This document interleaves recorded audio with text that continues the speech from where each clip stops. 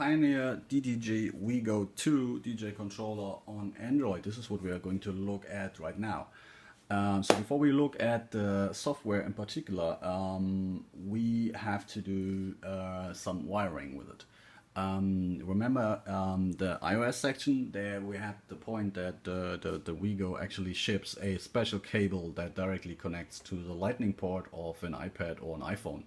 On Android we have to do something similar, except that the cable that you need for that is not shipped with the Pioneer WEGO, but it's also not an expensive thing. It's a so-called OTG cable, so that's this one basically, which has a micro USB port on the one side. This is the one that you were going to plug into your Android device, and on the other side you have like a normal USB connector where you can then plug in USB cable from the Pioneer and to it.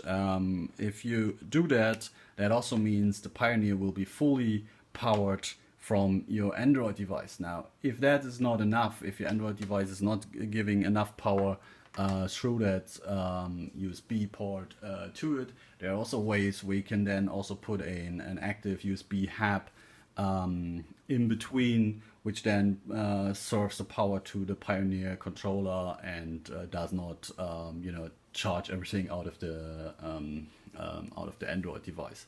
But that's the basic setup that you have to do. So you take that OTG cable connected to it, and with that power the Pioneer WEGO.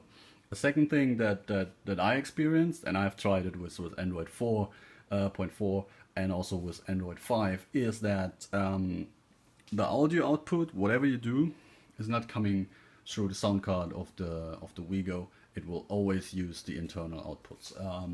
So I'm not really sure what's going on there.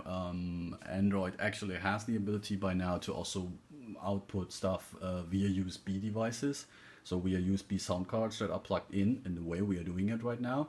But somehow all the apps that I have seen so far do not manage to actually get the sound out through the WEGO, which is a pity, but it's not a problem. So you have to then bring in the split cable solution that we have talked earlier before. So you need again that split cable which outputs left and right channel. I suggest or use the Griffin one. There are others on the market for that. And again, also like I already mentioned earlier, use a headset or headphone amplifier like this one, Behringer, to actually then control the volume of your headset, so you don't change the output of your main volume. That's the general introduction on Android. Now, looking at the apps that are available on Android, you will find out there's lots of DJ apps. Actually, there are only 2 apps that support controllers, and the 2 are DJ2 from Algorithm. We have seen that one on the iPad already, and there's Cross DJ from Mixwipes, which we also have seen already on the iPad and on the PC Mac too. So we're going to look into that now.